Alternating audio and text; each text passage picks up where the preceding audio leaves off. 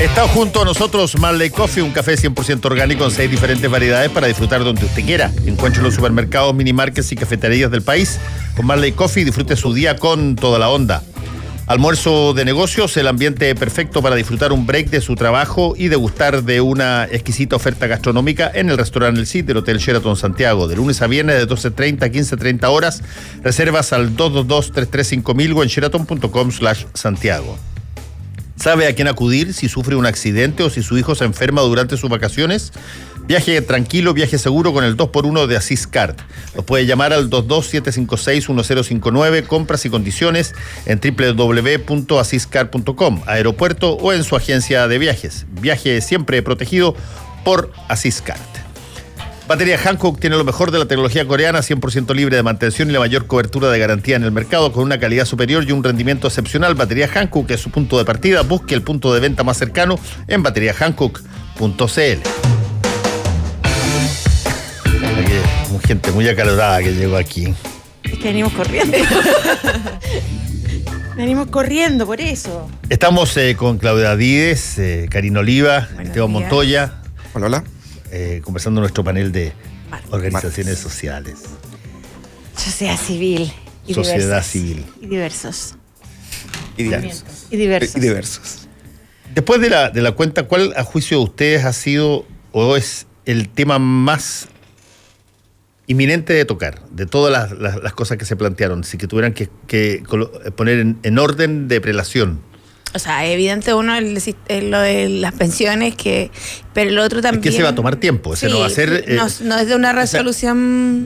Claro, pero por urgente me estoy refiriendo a algo que tú quieras que salga relativamente rápido. ¿Sabes qué? Violencia integral. O sea, es que no lo tocó. Pero lo nombró. Lo mencionó, lo sí. mencionó. No, lo nombró como una lista de supermercado, pero no... No, sí, pero mira, yo creo que él nombró muchas cosas como lista de supermercado, pero además yo creo que fue súper coherente en la lógica que ha sido el gobierno. Yo creo que no es como no pedirle peras al olmo en ese sentido. Pero a mí el que me llamó uno de los temas más la atención es el de violencia integral. ¿Sabes por qué? Porque siento que la agenda de derechos humanos de las mujeres, de género, por decir algo, muy debilitada. Por supuesto, diversidad sexual no apareció nada. Y el tema de violencia integral... Eso me extrañó, ¿verdad? Fíjate. Me extrañó porque si hay algo de lo que este gobierno se puede jactar es que se fue incluso contra parte de su propia coalición, Obvio, por ejemplo, la ley de identidad de género. Y eso es un plus, que tú deberás refrendarlo una y otra vez, porque claro, es verdad. Ni siquiera lo nombró como diciendo, mire, logramos la identidad de género. Ahí yo creo que mal. Pero a mí me preocupa más el de violencia integral de género, porque es un proyecto, primero, que viene del gobierno pasado, no es un proyecto nuevo.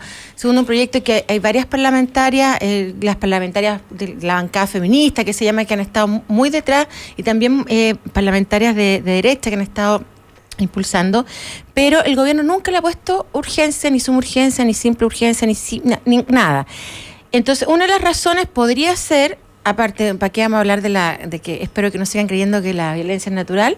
Que tiene que ver con una ley con presupuesto. Y Hacienda, como siempre, lo digo así con mucha responsabilidad, no considera estos temas como relevantes para la sociedad, para el país. Y eso a mí me parece que es grave. Y el otro tema, que ahí ustedes pueden agregar, pues si cada uno agrega, el tema de medio ambiente. Es contradictorio. No se habló de la firma de Escazú, nada. Lo de las centrales a carbón, que ahora acaba de abrir una. Pero hablo del eclipse. Bueno, sí. Eclipse de seguro. Pero habló del amor también. No puedo creer que hayan puesto eclipse seguro. No, es que es ahí que último. Eso pero no mira, la gravedad del tema de cambio climático es tan grave. No, sí, en serio. Eclipse seguro. Ahora yo no sé lo que es un eclipse seguro, porque bueno... No, pero yo me imagino que lo que trata de decir es que, qué sé yo, no mires a los ojos directamente, no tengo idea. Pero eclipse seguro, después de que hiciste la aula segura, que fue un desastre, meter el sufijo de seguro a un eclipse, como diciendo, mira, yo puedo asegurar que va a existir. Pero esos son dos temas que a mi juicio podrían haber sacado urgencia rápida. Si sale mal disculpa, Claudita. Dale nomás, dale. Si sale mal el eclipse, la ministra Pérez va a decir es culpa del gobierno anterior. No, si el eclipse va. Pero a mí me parece Tiene que ir, si no va, sería muy raro. Si no se quedó Carlos Astrónoma, pues ya no son los presidentes. Entonces, a mí me parece que el tema de medio ambiente yo lo encontré muy, muy pobre. Muy pobre. Sobre todo porque vamos a hacer...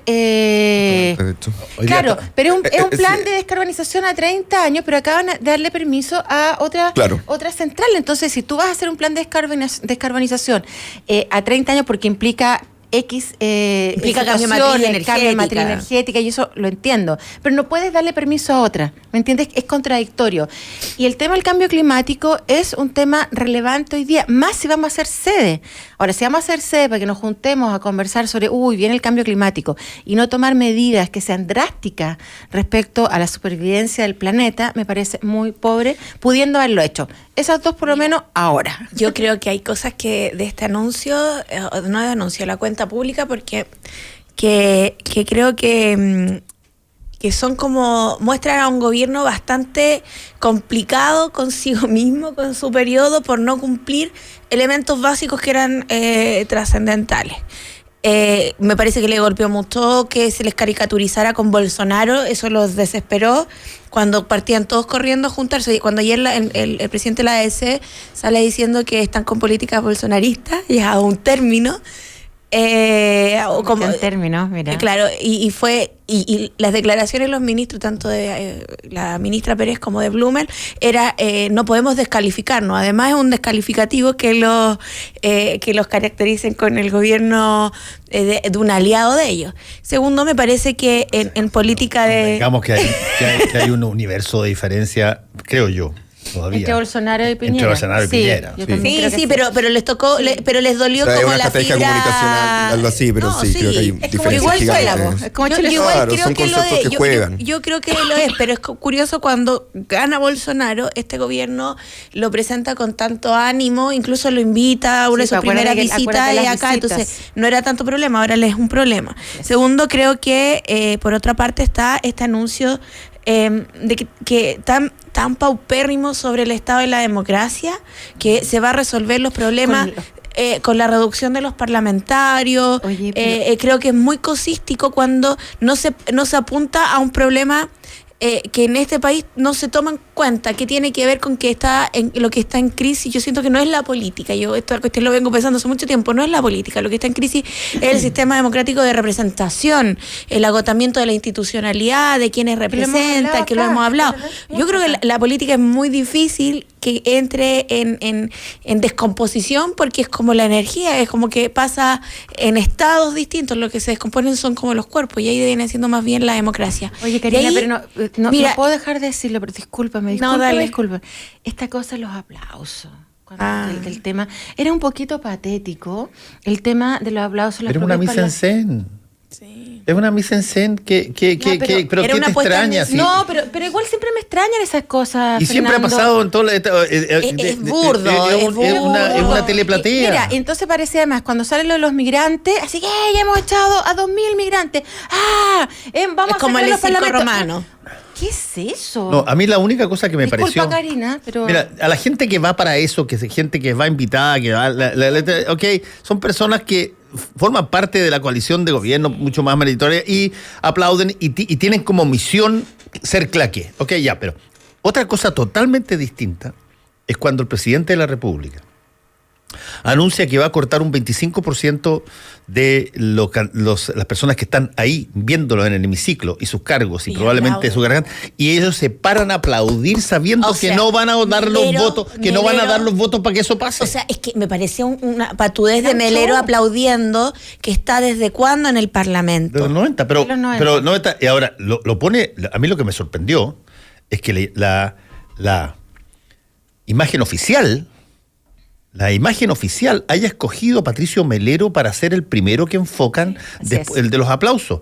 Yo no sé si Pato Melero, que es panelista, aquí ha estado varias veces acá, no sé si Pato Melero está muy agradado con que sea él la imagen de que apareció aplaudiendo cuando la pregunta era, oye, si es que tanto te importaba el que la gente no se repitiera, bastaba con no presentarse como candidato.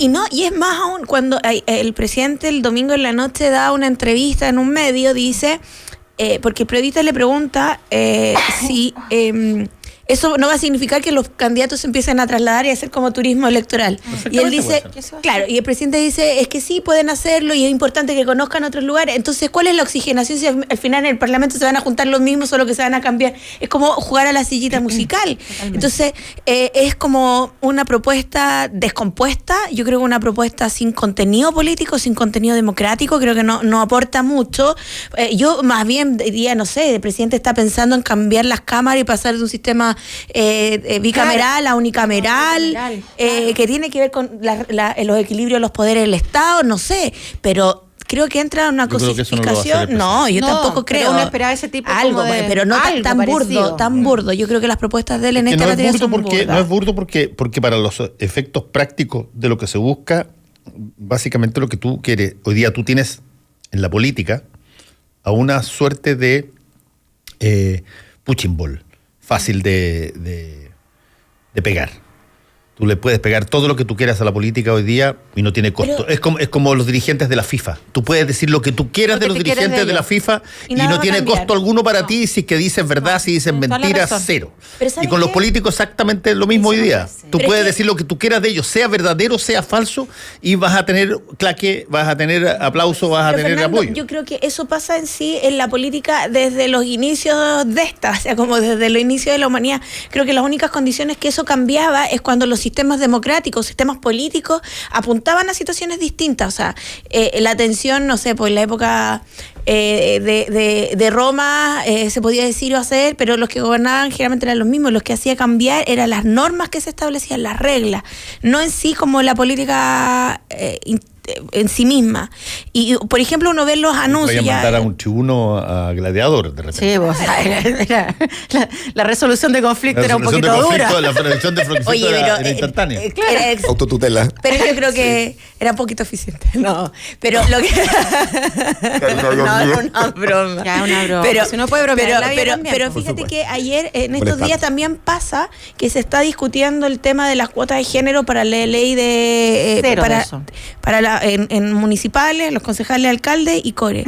Y es poco lo que se avanza. O sea, hay parlamentarias como la diputada Pepa Hoffman que se niegan a que rechazan este tipo de iniciativas. O sea, no. Eso va a pasar. Hay gente que rechaza ese tipo de iniciativa, ¿sí? Valga la obvio.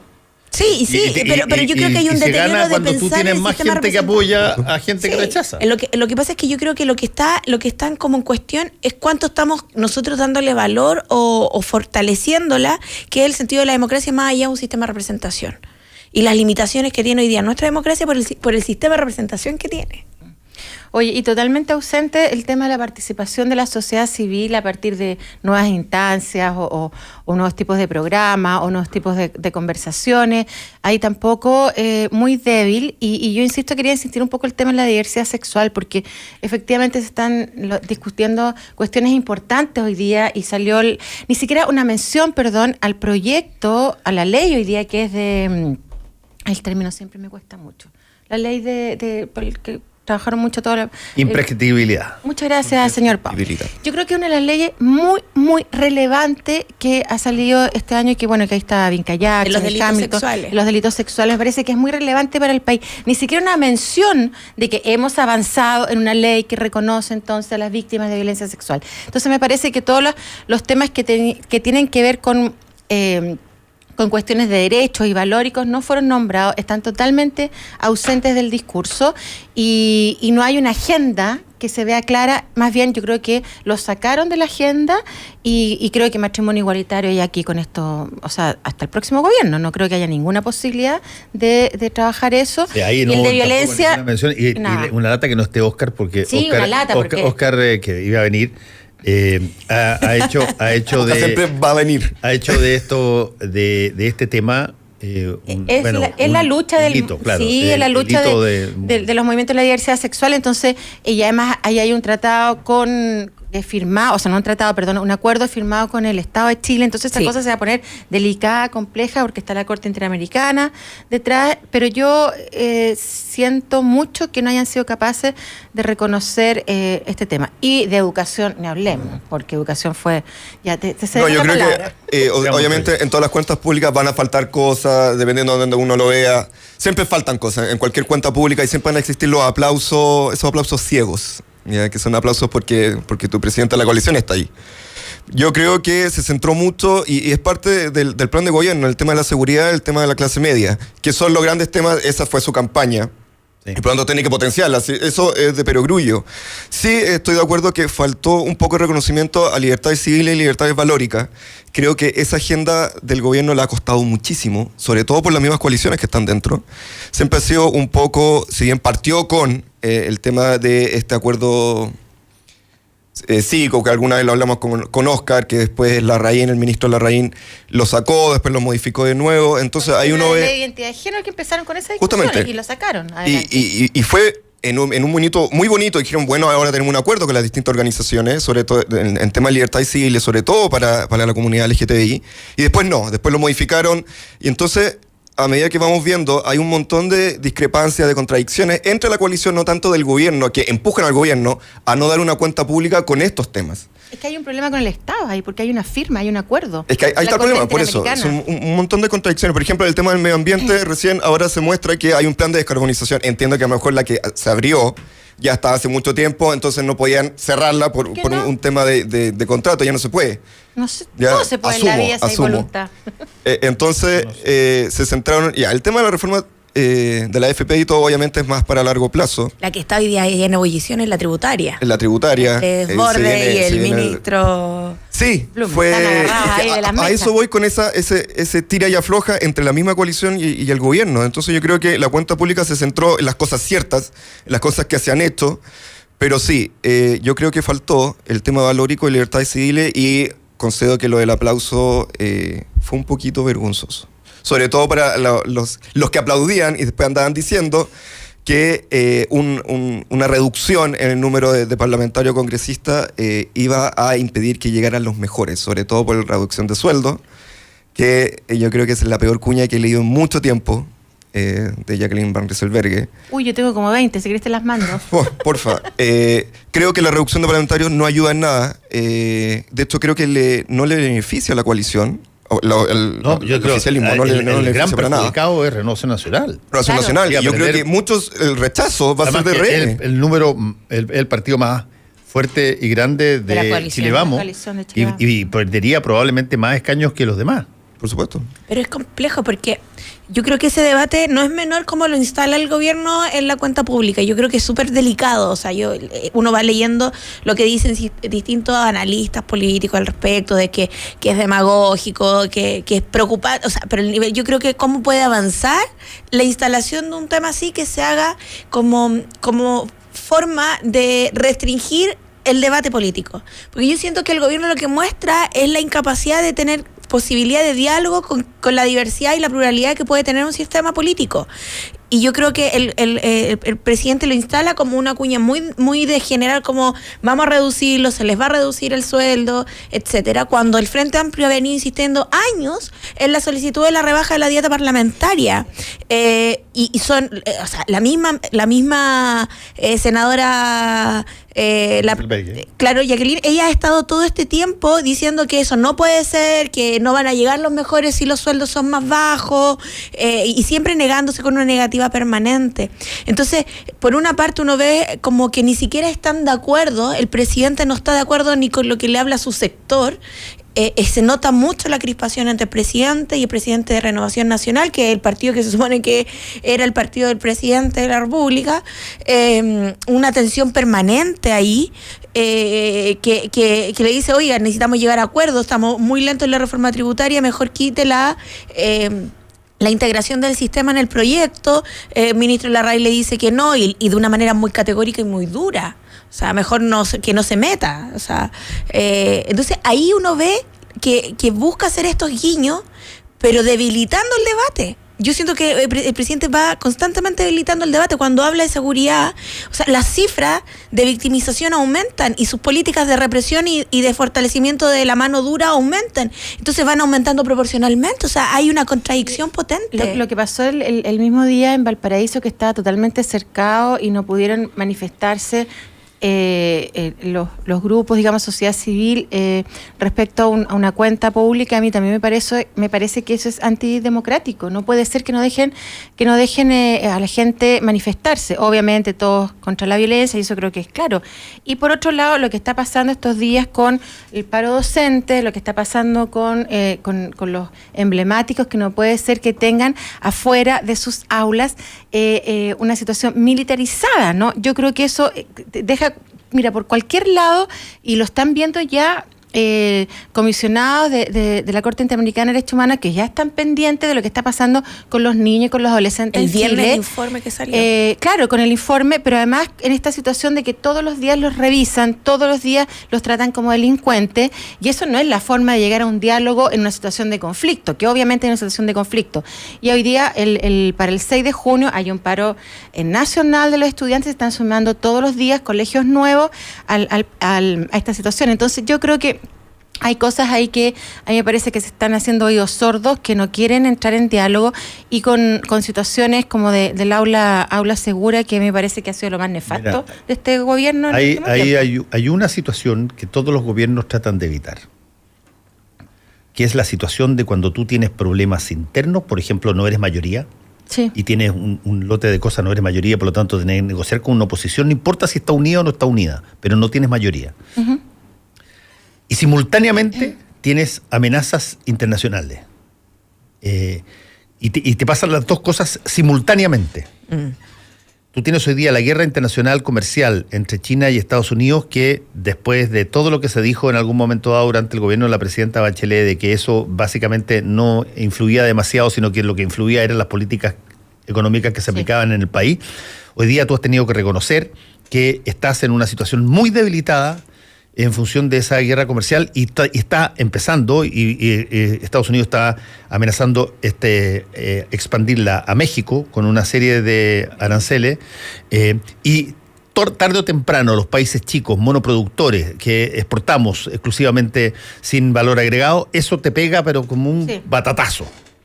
No necesariamente te pega porque dejen de comprarte tus productos, sino que porque un montón de otras cosas que tú necesitas, dejas de tenerla. Tú tienes mucho cobre y cero petróleo. Sí, estoy de acuerdo. Y tú tienes una situación hoy día donde tienes hackeado Irán y lo tienes amenazado con que no puede salir ni un solo barco desde el Golfo. Del Golfo Persio. Y por lo tanto, te va a, y tú sabes, pero meridianamente, que las posibilidades de que el precio de la benzina suba y el precio del petróleo suba en los próximos 3 o 4 meses es muy alta, especialmente si es que hay alguna conato bélico, algo así, y simultáneamente tienes una guerra comercial con China que te está ya afectando. Tienes una situación con Europa total y absolutamente incierta, entre medio del Brexit y todas las... Bueno, por lo tanto, cuando eso te pasa simultáneamente con una situación donde tú no puedes sacar las leyes a la velocidad que quieres porque tienes minoría parlamentaria o porque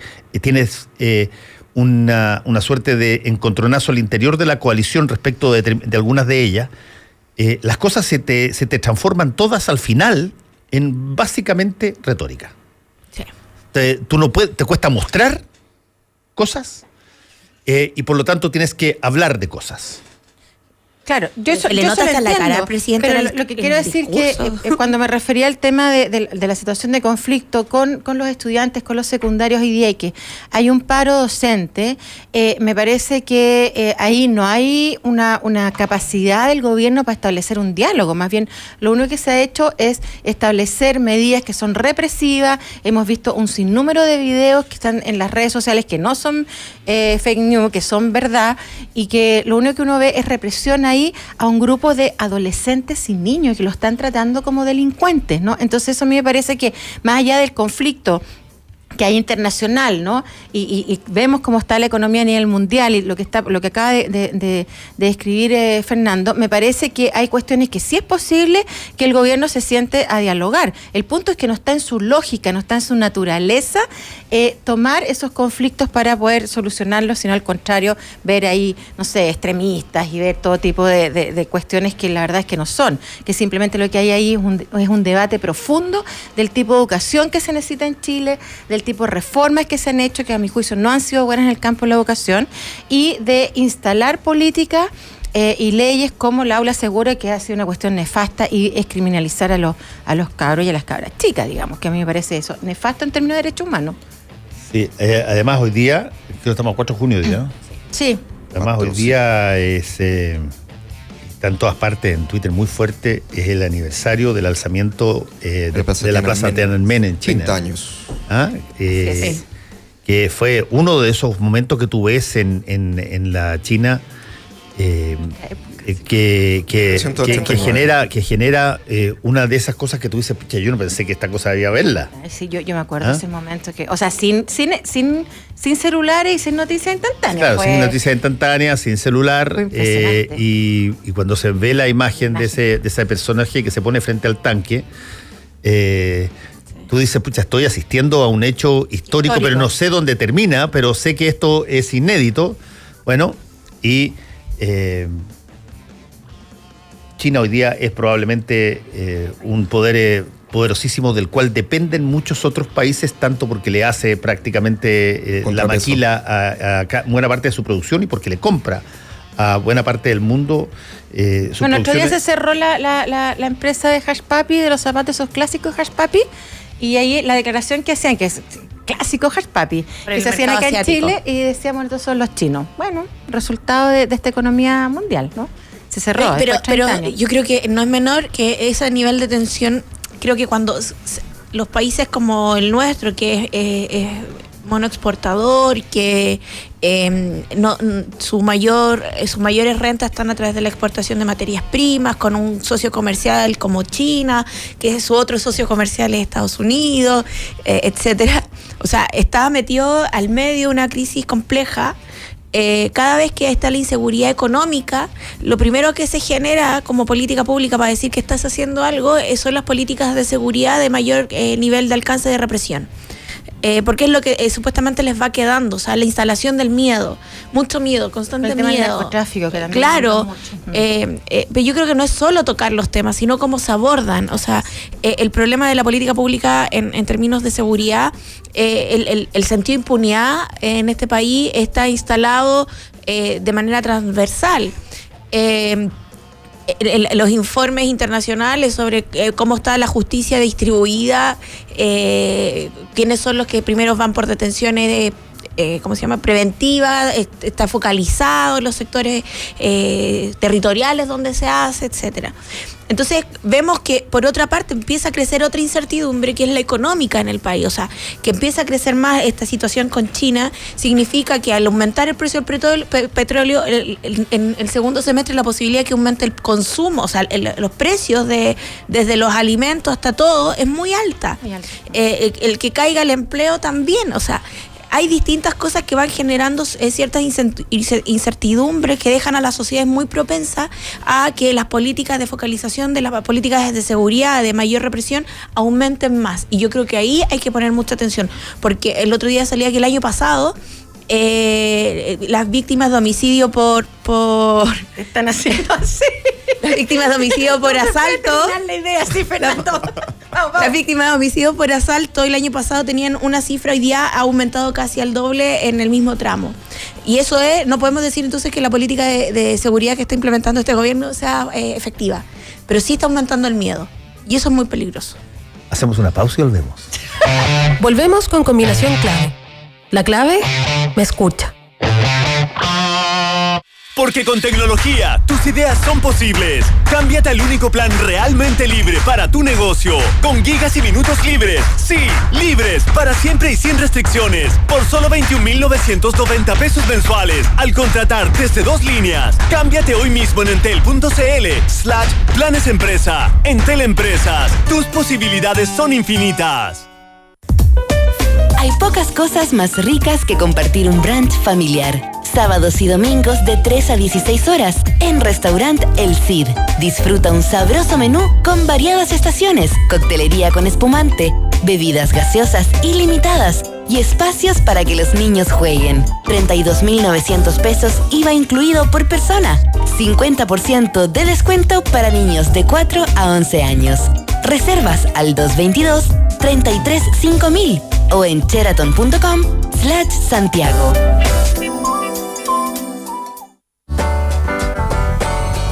Si quieres escuchar La Clave en tu radio, sintoniza la 92.9 en Santiago. Si prefieres escucharla y verla en tu smartphone, compu, iPad, radiolaclave.cl. Estés donde estés. La Clave me escucha.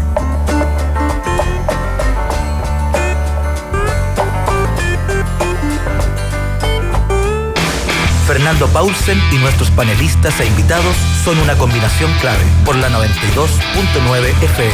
La Clave me escucha.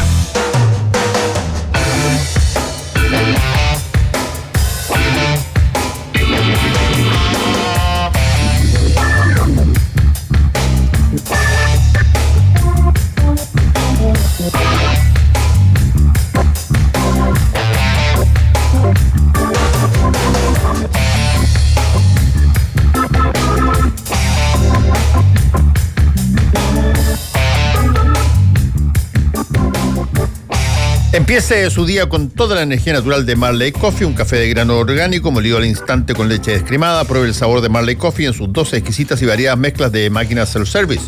Espresso, chocolate fuerte, té chai y otras bebidas calientes lo esperan para recargar su día. Con Marley Coffee disfrute su día con toda la onda. Los sábados y domingos de 13 a 16 horas en Restaurant El Cid del Hotel Sheraton Santiago, disfrute de un brunch familiar, un sabroso menú con variadas estaciones, coctelería con espumante, bebidas gaseosas ilimitadas y espacios para que los niños jueguen. Reservas al 222-335000 o en sheraton.com/Santiago. ¿Está pensando en sus vacaciones familiares? No olvide su asistencia en viaje. Viaje tranquilo, viaje seguro con el 2x1 de Asiscar y sus hijos no pagan. Llámelos al 22756-1059. Compras y condiciones en www.asiscar.com. Aeropuertos también están presentes y también en las agencias de viaje. Viaje siempre protegido por Asiscar. Batería Hankook tiene lo mejor de la tecnología coreana, 100% libre de mantención y la mayor cobertura de garantía en el mercado, con una calidad superior y un rendimiento excepcional. Batería Hankook es su punto de partida. Busque su punto de venta más cercano en bateriahankook.cl. Estamos con el panel de los días martes: Karina Oliva, Esteban Montoya, Claudia Díez. Bueno, aparte de la cuenta que ya. ¿Por qué no nos vamos al otro lado? A ver, yo creo que... ¿A dónde? ¿Al otro lado? ¿La cordillera, decís tú? No, pero yo creo que hay varias cosas que son bien interesantes.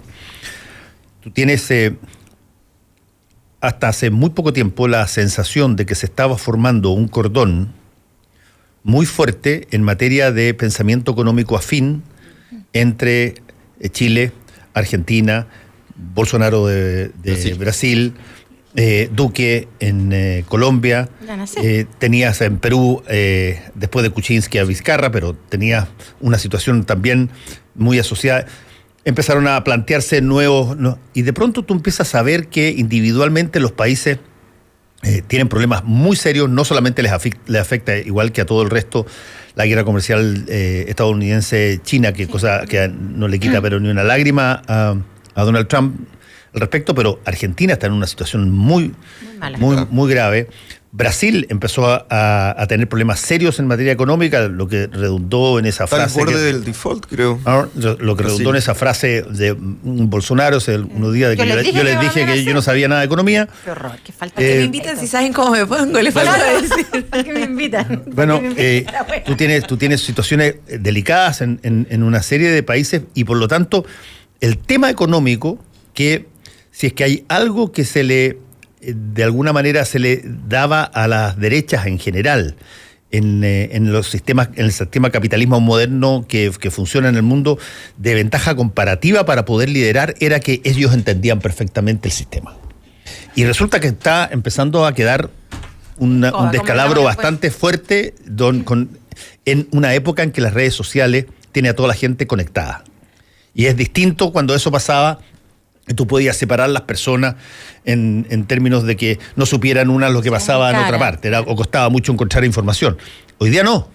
Y por lo tanto hay una sensación de que algo está pasando que te genera estos fantasmas a nivel futuro de probablemente una situación no mejor que la que tienes hoy día.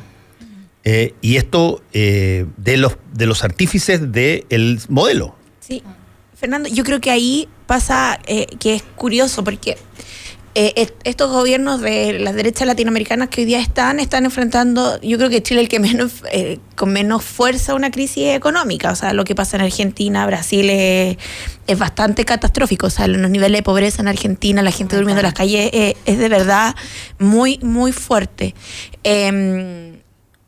Pero no están enfrentando una crisis mundial como la del 2008, la crisis subprime. Es decir, hay una crisis más bien, yo creo que de no hacerse cargo de cómo está funcionando ya no el sistema capitalista post-Guerra Fría, sino que cómo funciona el sistema internacional económico en términos financieros, que toma mayor preponderancia después de la crisis del 2008 y las crisis que vienen con las burbujas inmobiliarias y cómo van derrumbando procesos económicos internos en los países que empiezan a hacer un proceso de apertura, una dependencia más fuerte del Fondo Monetario, y que al final estos países que están como Argentina, ya el Fondo Monetario no tiene que más entregarle, y los ajustes que está haciendo cada vez el presidente Macri están llevando a los niveles mayores de pobreza casi de la historia de Argentina.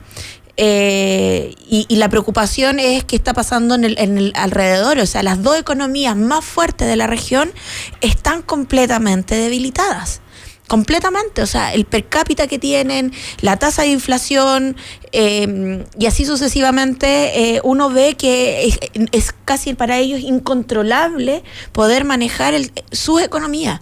Y yo creo que tiene que ver con que hoy día los ajustes económicos para retener las inflaciones, al final están haciendo que exploten más.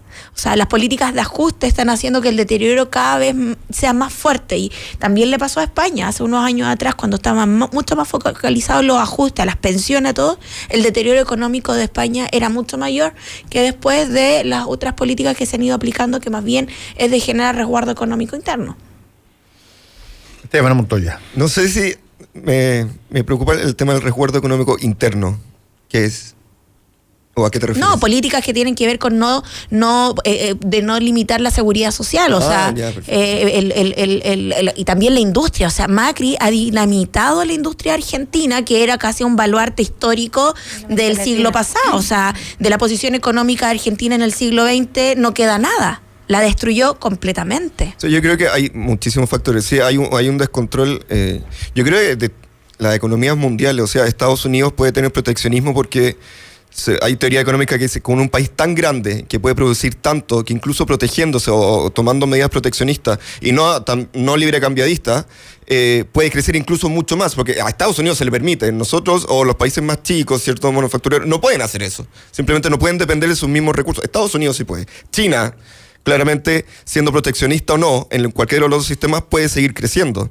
Ahora, el punto, yo creo que la guerra comercial sí ha tenido, y yo creo que va a seguir haciendo estragos a todos los países. Europa se ha mantenido un poco mucho más pasivo, pero hay muchos países que están comercializando más con China que con Estados Unidos. De esto, parte de la agenda de Trump en Inglaterra es para que Inglaterra se acerque mucho más a Estados Unidos que a China, y una de esas partes es cerrar acuerdos con Huawei, ya que ese es otro punto del mundo tecnológico y también económico. Creo que lo de Latinoamérica es preocupante, no se ha podido controlar, no por las políticas económicas, sino porque estamos regionalmente en un decaimiento. O sea, Chile va a crecer al 3%, se había dicho al 3.5%, después viene Bernardo Larraín y dice que se pone feliz de que crezca al 3%, porque no se puede crecer más, a diferencia del 3.5%, casi me eché un vaso. A 4%. Era 4, después 3.5, después Larraín dice 3, porque no se puede crecer más. Argentina tiene, yo creo, no sé para dónde va Argentina, es bastante preocupante. Cualquier gobierno que ha pasado o ha podido levantar un poco, después se cae o cae mucho. No, el 2001 lo levantaron. El 2003. Pero duró No sé si duró. La economía no se mide tan corto plazo. Lo de Brasil también. A mí lo que me llama la atención de la posición de derecha es que entonces emiten un discurso y hablan de 3, 4, 5% de crecimiento y no son capaces de darse cuenta qué es lo que hace crecer a un país. Entonces, hace un año atrás, quiero recordar que en este mismo grupo, digamos, de debate todos los martes, se hablaba de estos grandes procesos de gobiernos de América Latina de derecha que iban a sacar adelante a América Latina y nosotros insistíamos que no había por dónde, que había un debilitamiento. Y hoy día entonces yo creo que los gobiernos de derecha empiezan con su ida, se empiezan a salir. Yo creo que se van de América Latina. Esa es mi apuesta, digamos, de que a cada una de las elecciones que le toque a cada país y vuelve la socialdemocracia en algunos países latinoamericanos y todo. ¿Ah? ¿Vuelve con qué? Bueno, siempre salen candidatos. ¿Cuál es la pomada? No, la pomada va a ser que el crecimiento, reconstrucción económica. Pero yo creo que, mira, y esto hay que hacerlo súper fácil. Si vamos a ver que en 5 o 6 meses más el pan va a subir, el té va a subir, eso es lo que va a afectar a la gente y eso es lo que va a determinar los votos para adelante. Yo creo que lo otro no van a ser medidas que van a aparecer debajo de la manga y creo que la derecha en ese sentido fue bastante irresponsable prometiendo cuestiones que no cumplió y sabiendo que no se podían cumplir, porque hay gente que es bastante experimentada y sabe el tema y sabía cómo se iba a comportar la economía mundial. Además, las medidas de Trump no son de este año. Lo que pasa también en América Latina es que anteriormente igual se hacía una política interior de un mercado interno latinoamericano, no aislado exclusivamente como países aislados. Yo creo que a nosotros era distinto porque siempre nosotros nos fuimos parte de la construcción de un mercado interno latinoamericano más fuerte, porque es evidente, o sea, competir aisladamente... Nos creíamos los tigres. Porque de manera aislada es muy difícil competir como economía, porque tiene que ver con la dependencia de la cantidad de la población, el espacio territorial, los productos, etcétera. Pero por eso había una correlación política y económica de fuerza que lograba equiparar tanto mantener los precios, por otra parte generar economía interna. O sea, el debilitamiento de las economías latinoamericanas también es por el factor de que todos empezaron a mirar solo hacia afuera, y yo creo que parte de eso, una de los responsables, sí, por cierto, es Brasil, no haber generado una política económica a nivel del cono sur que permitiese generar un equilibrio también de mayor protección, porque Estados Unidos sí lo puede hacer, pero el cono sur aisladamente, cada uno de sus países de manera individual, es imposible. O sea, nosotros somos 17 millones de habitantes con países que al lado tienen sobre 50. O sea, la comparación económica, nuestra economía es muy pequeña, es muy, muy pequeña, y además tremendamente dependiente. Por lo mismo cierran las fábricas de zapatería, por eso todo el mercado interno se ha ido cada vez deteriorando aún más, que siempre ha sido un proceso de industrialización muy, muy incipiente. Nunca hemos tenido una industrialización para nada en el país. Lo que teníamos entonces se destruye más. Entonces en ese sentido yo creo que es mucho más no más complejo, sino que yo creo que armaron un discurso de exitismo y que se le está cayendo a pedazos. O sea, parte del discurso de la derecha histórico, no solamente en Chile, ha sido el de este éxito económico histórico a lo largo de sus gobiernos. Ahí yo difiero, yo creo que los gobiernos de derecha en general, no sé, mundial, no han tomado todas las medidas que alguna vez tomaron. De hecho, yo creo también por las presiones internacionales y la situación económica, este miedo a seguir esa línea también les ha impedido de jugársela, en entre comillas, y han perdido ese discurso. Porque ahora la gente votaba por la derecha, ¿por qué? Porque prometía básicamente dos cosas: seguridad, sea el concepto de seguridad que ellos tengan o no, y también el éxito económico. Entonces, cuando la gente empieza a ver que ya no está tan acercando a ese discurso y están tomando otras medidas. Estados Unidos era el baluarte de el capitalismo moderno, ¿cierto?, del libre mercado, y ahora la gente ve y Estados Unidos se está protegiendo, está poniendo aranceles. Entonces, China, ¿dónde está? Y China, de repente vemos para el otro lado, y China es una dictadura eficiente, como alguien dijo por ahí, que es dictadura, pero es eficiente en su sentido. Yo no sé, gran ejemplo de la Plaza Tiananmen, eficientemente, concepto peligroso, pero le resulta. Y ahora Estados Unidos dicen, ya no es libre cambiadista. A la derecha le da lo mismo sentarse a la mesa con los chinos siendo que una dictadura. Porque es eficiente. No, pero es que ese tampoco puede ser. Es que, claro, yo no me reconozco como gobiernos de derecha, pero ese es su discurso. Esa es la forma en que ellos se presentan a la ciudadanía con un programa de gobierno. Entonces, cuando la gente ve que ya todos los baluartes económicos se le están cayendo, entonces la misma derecha empieza a cambiar su mismo discurso, y eso entra con un quiebre en cómo la ciudadanía ve a los gobiernos de derecha y esa promesa eterna. Pero lo peligroso es que los gobiernos de derecha que toman posiciones de protección económica se vuelven gobiernos casi todos de índole fascista, o sea, de protección más bien en otros espacios más que de generar seguridad social. O sea, uno ve a Trump desde manera odiosa, iba llegando a Inglaterra y peleando desde antes con el alcalde de Londres, o sea, un rechazo hacia México, un rechazo hacia China, un rechazo hacia toda América Latina, etcétera. Entonces, ese es el riesgo que pasa cuando las derechas toman dos posiciones, o completamente de libre mercado, que tienen la escoba como tienen en Argentina, o unas derechas proteccionistas de índole de corte más fascista como la de Donald Trump. Yo creo que eso es muy peligroso de donde se está moviendo. No digamos todavía que la sociedad norteamericana tiene lógica fascista. Dije yo, Donald Trump. No la sociedad. Dijo Donald Trump. David McCloskey, que es la gran pensadora liberal, dice que Donald Trump es un niño de 14 años fascista. Sí, el problema que tienen aquello, y hoy día Jorge Chaulson, que siempre contesta cosas, porque él se dedica a eso. Él se encarga en las mañanas de hacer un barrido por las radios, y lo dice comparar, porque yo hice una comparación respecto de Trump y Hitler, en el sentido de que el año 36, cuando Hitler es elegido como canciller, el Reichstag alemán, no se pensaba que iba a terminar como terminó. Se eligió porque en ese momento había una situación particular en Alemania. Ser canciller. Claro, y había una situación particular en Alemania tremenda, derivada de la Primera Guerra Mundial, cuando tenías una cantidad de cerca del 52% de cesante, tenías una situación muy brutal, y tenías este grupo ordenado que había logrado crecer, y le dijeron, damos la oportunidad, y si que se desenrielan, bueno, nosotros lo corregimos con las normas del sistema.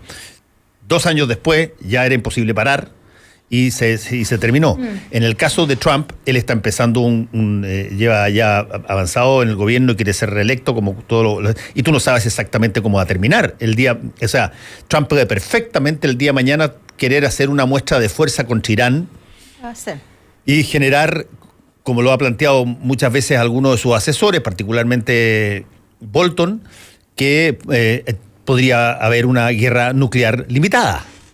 Claro. Que lo ha planteado como una cosa que perfectamente podría ser. Y ese tipo de situación cambia totalmente el carácter de la lógica a la que estamos acostumbrados. Yo no me refería de que era una cosa lineal, sino que tú no tienes idea de cuál es el paso siguiente que tú vas a dar para generar tu toma de posesión, porque eso sí que nadie lo duda. Está buscando tomas de posesión cada vez mayores en la arquitectura mundial, particularmente la económica y la política, y esas cosas te han llevado a distintos presidentes de Estados Unidos a estar en situaciones donde tú tengas que intervenir, tengas que financiar a otros para que intervengan en tu nombre, o tengas que funcionar desde el punto de vista del asesinato selectivo o de un montón de operaciones encubiertas. Y no hay que olvidarse de una cosa: Estados Unidos tiene formas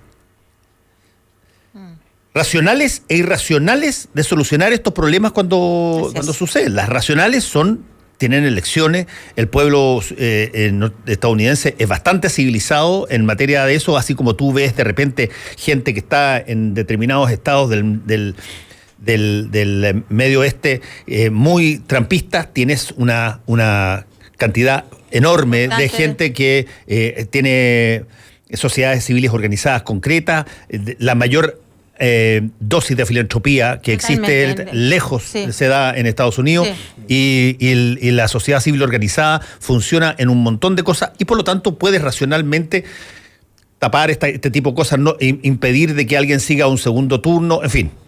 Pero también tienen formas irracionales de resolver estas cosas. Lo que se hace por debajo. Es la única sociedad moderna, la única sociedad moderna civilizada que ha matado 4 presidentes en ejercicio. Claro. No hay otro país que pueda tener ese récord en términos de democracia totales, completas, con constitución, con todo, con libertad de poder, ha matado 4 presidentes en ejercicio. El loquito de turno es perfectamente una situación que los gringos también tienen. Por lo tanto, ojo, se juega con fuego tanto adentro de Estados Unidos como afuera. Y por lo tanto, la apuesta que hace Donald Trump ahora cuando va a Inglaterra y no escoge nada mejor que insultar al alcalde de Londres antes de llegar, eso, si bien forma parte de su personalidad y su cosa, son situaciones que de pronto añaden un granito más a la sensación que puede tener alguien de decir, mira, este gallo no puede reelegirse de nuevo, porque los complica, y al Partido Republicano a dividirse, que son las formas racionales de enfrentar a veces este tipo de problemas. Sí, yo de todas maneras quisiera recordar como algunas situaciones y quiero volver al tema de Venezuela, que no lo hemos tocado hace tiempo y que tiene que ver en cómo ha ido el proceso, ¿no? Con Venezuela, con este boom que tuvimos en el verano de Cúcuta y presidentes yendo para allá, incluido el de nosotros, que a mi juicio nunca debería haber ido. Y hoy día Venezuela por lo menos se tiende a ver una salida de Rusia solución, retiró sus fuerzas militares. de cómo se llama, de poder hacer elecciones, por lo menos en la Asamblea, y espero yo que la solución sea por ese lado y no con intervenciones militares y con las amenazas eternas de Estados Unidos en ese sentido y con los presidentes que hicieron la venia, digamos. Yo creo que eso fue desastroso para nuestra política exterior, a mi juicio fue totalmente desastroso. Y me parece que en América Latina viene un cambio que se está visualizando, que es un cambio que tiene que ver con ojalá con nuevos proyectos políticos por parte de la izquierda, digamos, que ahí también se tiene que hacer su propio proceso de reinvención, de repensar, pero con una derecha que yo creo que se va al suelo. Mi vaticinio es que la derecha se va al suelo de aquí a 3-4 años más por la cuestión económica, por los tipos de políticas que ha tenido, ¿no? Si tienes un presidente que dice que, bueno, ¿para qué me eligieron si yo les dije que no sabía economía? O un presidente como el de nosotros que no hace ninguna política eficiente sobre el tema de medio ambiente, teniendo la COP25 de aquí a fin de año, me parece que van a haber situaciones complejas, la gente va a retomar. Sobre ese punto, déjame decir una cosa. ¿Sobre lo de la COP25? No, sobre el punto de por qué no se hace algo respecto al medio ambiente. Porque yo tengo la impresión de que el presidente Piñera va a estar constantemente acotado con 2 variables. Lo que tengo que hacer para el futuro, en términos de medio ambiente, en términos de la política de descarbonización y de toda esta lógica, lo que tengo que hacer para eso me va a llevar inevitablemente a tener que disminuir cosas que se hacen hoy día. Tengo que disminuir las centrales termoeléctricas, tengo que disminuir la contaminación. Entonces dice que tiene conciencia. Tiene total conciencia de eso. ¿Cuál es el problema que tiene una persona de derecha capitalista ante eso? Que para disminuir esto, sin que se me caiga el PIB, sin que se me caiga la esta de crecimiento, necesito tener algo que de alguna manera me lo compense. Algo que me compense la pérdida. Te pongo un ejemplo, imagínate que haces caso al fallo que acaba de salir de la Corte Suprema respecto de la situación de Quintero Puchuncaví. Uh-huh. Y tú dices, mira, dice ahí, hay que revisar el plano regulador de la zona. Y el presidente se pusiera creativo y dijera, ¿saben qué? Yo no acepto ni una situación más en esa zona que pueda afectar a personas que ya han muerto demasiado. Por lo tanto, le pido a todas las empresas del Estado que están ahí presentes que cierren faenas y terminen la situación de hacerla. ¿Ok? ¿Cuánto implica eso en términos de baja para el crecimiento si es que no tiene una sustitución equivalente en otro lado? Y lo tiene que bancar. Sí, por supuesto, sí estamos de acuerdo. Y lo tiene que bancar. Y por lo tanto, para una persona que considera que el crecimiento es la medida que va a ofrecerle a los chilenos uh-huh. como el legado, tú tienes que tener un discurso que esté acorde a los tiempos, y en ese caso el tema del cuidado medioambiental es el discurso de los tiempos, pero al mismo tiempo tienes que tratar de que no se te desfonde. Y por lo tanto cae continuamente en esta suerte de esquizofrenia. Claro. Donde tú quieres hacer cosas por el medio ambiente, pero no las haces en términos reales porque no tienes cómo responder por aquello que pierdes. Claro, porque los procesos de inversión que se hacen en tipo de esas políticas acá igual es precario. O sea, nosotros en Chile o sea, uno ve en Mejillones las centrales termoeléctricas, todos sus desechos son directo al mar, no hay ninguna, hay 17 termoeléctricas en el borde costero de Mejillones. Y las políticas que hay de inversión de las empresas que no se les ha exigido que hagan un proceso de reducir los efectos que producen. O sea, nosotros también, nuestras políticas públicas también son bastante limitadas. O sea, poner una industria y que genere la mayor rentabilidad a un bajo costo de cuidados. Pero mira, déjame preguntarte un ejemplo práctico. Cuando Máximo Pacheco en el anterior gobierno abre las licitaciones para la energía, solar. Que hizo bastante. Sí, te abrió una posibilidad de disminuir cosas que estaban haciéndose enormes, sin alterar los equilibrios en materia de lo que tú contaminabas.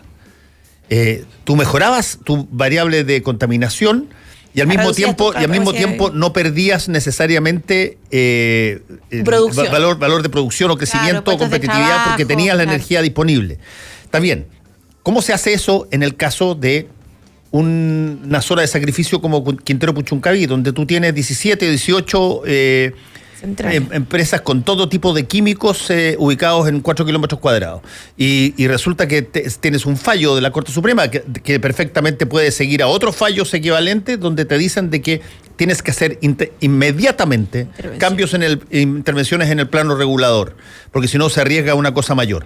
Todo lo que tú hagas ahí no lo tienes compensado con nada en términos productivos, por lo tanto el presidente, yo, si fuera él, lo diría abiertamente. Vamos a tener durante un periodo hasta que esta es una probablemente caída en el crecimiento, porque voy a quitar fábricas de la línea de producción hasta que estén las instalaciones que corresponden dentro de esta nueva mirada de ecología y de no contaminación al medio ambiente. Pero vas a tener que avisarlo porque te va a pasar.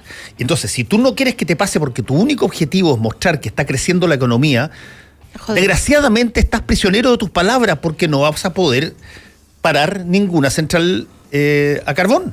Claro, porque además implica que como una zona como por ejemplo Quintero cambie tu matriz productiva, porque la gente la mayoría trabaja en esta zona, entonces tienes que cambiar la fórmula del empleo, o sea, es un impacto bastante alto que con niveles de riesgo mayores también. Entonces, pero yo creo que también tiene que ver con cómo cambiamos ese chip del sentido de la inversión, porque este gobierno se la pasaba hablando de que la inversión y que la reforma tributaria es por la inversión, pero la inversión al final son puras centrales. Son puras inmobiliarias que están generando, hay muchos economistas que ya están diciendo que en Chile está creciendo una burbuja inmobiliaria. O sea, la inversión es como pan para hoy, hambre para mañana. Yo creo que mientras no tengan esa sinceridad que dice Fernando, y hay una toma de conciencia que implique decir, estamos en un momento delicado, en un momento complejo, y por lo tanto hay que tirar todas las cartas sobre la mesa, porque no solamente le puede tocar al gobierno ahora de derecha, le puede tocar a un gobierno de la centroizquierda para el próximo periodo, y van a estar con el mismo conflicto, porque no van a tener, porque también van a decir que va a haber crecimiento, ¿sí? Yo creo que en este momento lo que falta es sinceridad, es mucha toma de conciencia lo que estamos viviendo. Porque eso lo que tú dices, plantearlo así, te da la posibilidad de márgenes de poder negociar y de que incluso la propia oposición pueda entender ciertas cosas. Y que tú te fijes. Pero hoy día no decirlo es lo peor. Y que tú te fijes metas. Metas, por supuesto. Claro, tú puedes decir, mira, nosotros vamos a bajar este próximo año tanto, y lo vamos a tratar de compensar con esto, pero vamos a tener una caída en el producto, claro, que el país tiene que aceptar porque cualitativamente mejora su calidad de vida. O sea, esto es política a largo plazo, porque obviamente lo que puede ser un gobierno izquierda o derecha, si esto no tiene mucho más ideología que el tratar es como un trade-off. Yo te quito esto, pero también voy a subsanarlo a largo plazo. Obviamente va a haber una caída si nosotros imaginemos, eliminamos todas las termoeléctricas y no tenemos un sistema que sustente ese suministro eléctrico. Creo que hay ha habido falta más que política pública de innovación y de investigación sobre el suministro energético. No hay plata para la investigación. ¿Ya? Y creo que más allá que el privado o el Estado tiene que haber... Vamos a conversar con Mario Amuy a continuación. No, pero le voy a preguntar. Pero yo dije que lo peor que podía pasar con un Ministerio de Ciencia nuevo, lo peor es que se le identificara como la puerta al final del pasillo. Eso está pasando. Y hasta ahora es la puerta al final del pasillo. Así es. Y esto es únicamente innovismo, o sea, es relación pública-privada del Estado y de los privados, que el privado no va a tener todo el incentivo de crear suministro eléctrico alternativo. Nos vamos. Gracias, Karina. Gracias, Esteban Montoya. Gracias. La Karina. La Karina. Volvemos con Combinación Clave. La clave me escucha.